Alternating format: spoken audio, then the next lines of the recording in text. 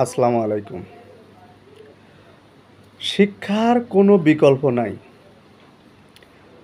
এই কথাটা আজকে বলবো। কিন্তু এর আগে একটা ইতিহাস জেনে আসি চলুন। আপনারা হয়তো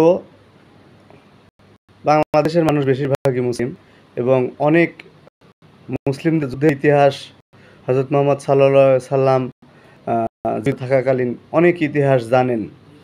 আবার অনেকে জানেনও না।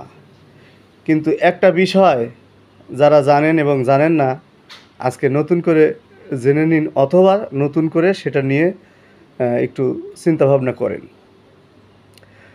তা হলো বদরের যুদ্ধে হযরত মুহাম্মদ সাল্লাল্লাহু আলাইহি সাল্লাম যখন ৭০ জন কাফিরকে বন্দী করলেন, তখন সেই সব কাফিরকে নিয়ে মদিনায় চলে আসলেন। বিষয়টা সংক্ষিপ্তভাবে বলছি। মদিনায় চলে আসার পর বিভিন্নভাবে অনেকে মুক্তি দিলেন, বিভিন্ন বিষয়াদি উপরে নির্ভর করে। যাই হোক, বিস্তারিত বললাম না। মুক্তি দেওয়ার পরেও অনেকেই মুক্ত হতে পারলেন না। তাদেরকে কিভাবে মুক্তি দেওয়া যায়, নবী করিম সাল্লাল্লাহু আলাইহি সাল্লাম এই বিষয়ে তাদেরকে বললেন যে, তোমরা যারা লেখাপড়া জানো শিক্ষিত, তারা অন্তত মদিনার ১০ জনকে তোমরা লেখাপড়া শিখিয়ে দিবে। এরপরে তোমরা এই শিক্ষাদানের মাধ্যমে তোমরা মুক্তি পাবে।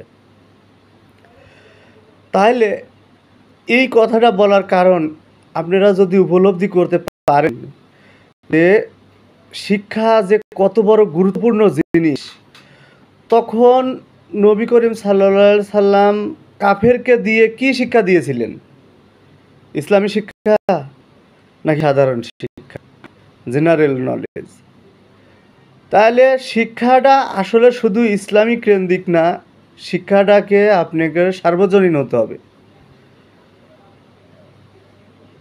শিক্ষার কোনো বিকল্প নাই, এই কথাটা যে প্রথমে বলেছিলাম, এর কারণ হচ্ছে যে শিক্ষা আপনারা তো সাধারণভাবে অনেককেই বলতে শুনেছি যে লেখাপড়া করে কি হবে, লেখাপড়া করে তো চাকরি পাওয়া যায় না। আসলে চাকরিমূলক শিক্ষা না, শিক্ষাটা মানুষকে মানুষ মতো করে গড়ে তোলার, জ্ঞান বিজ্ঞান উন্নত করার আরও অনেক অনেক বিষয় আদি রয়েছে যেগুলো শিক্ষা ছাড়া কোনোদিনও সম্ভব না। যার কারণে হযরত মুহাম্মদ সাল্লাল্লাহু আলাইহি সাল্লাম ওই সময়েও তার মধ্যে এই জ্ঞানটা ছিল যে শিক্ষার কোনো বিকল্প নাই। কাফেরকে দিয়ে তা শিক্ষা ব্যবস্থা বা শিখানোর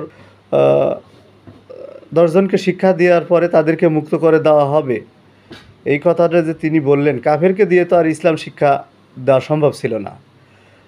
তখন কি কাফেররা কি ইসলাম জানতো নাকি? জানতো না। তারা কি শিক্ষা দিত? তারা সেইগুলাই শিক্ষা দিত যেগুলো সাধারণ নলেজ, সাধারণ জ্ঞান এবং জ্ঞানের বিশেষ বিশেষ কিছু শেখানোর জন্যই।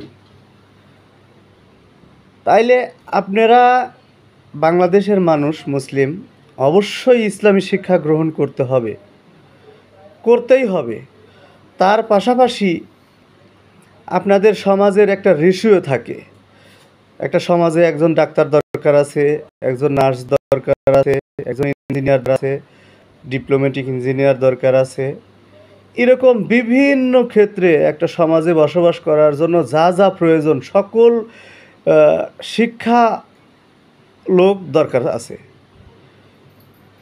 সেইগুলো যদি আপনারা একতরফা শুধুমাত্র ইসলাম শিক্ষা গ্রহণ করে মাওলানা হয়ে যান, তাইলে বাদবাকি শিক্ষার কী অবস্থা হলো? অন্য শিক্ষিত লোকদের তখন আপনাদেরকে ধার করতে হবে। আর এই ধার যাতে না করা লাগে সেই জন্য রেশিও অনুযায়ী আপনাদের সকল শিক্ষা গ্রহণ করা উচিত। সেক্ষেত্রে বাংলাদেশের শিক্ষা ব্যবস্থাটা বিভিন্নভাবে যে যে শিক্ষা গ্রহণ করতেছে সে সেই শিক্ষাই পাচ্ছে। তার জন্য দেখা যাচ্ছে যে ইসলামী শিক্ষা গ্রহণ করতেছে তার সাধারণ শিক্ষা নেই, যেই সাধারণ শিক্ষা গ্রহণ করছে তার ইসলামী শিক্ষা নেই। এক্ষেত্রে নিম্ন মাধ্যমিক শ্রেণী পর্যন্ত অবশ্যই উভয় শিক্ষা বাধ্যতামূলক করা উচিত বলে আমি মনে করছি। এই বিষয়ে আপনাদের যদি কোনো মতামত থাকে তাহলে আমাকে কমেন্ট করে জানাতে পারেন। পরবর্তীতে ভিডিওতে আপনাদের কমেন্ট সম্বন্ধেও কথা বলবো ইনশাআল্লাহ। আজকের মতো এই পর্যন্তই। আসসালামু আলাইকুম, ধন্যবাদ।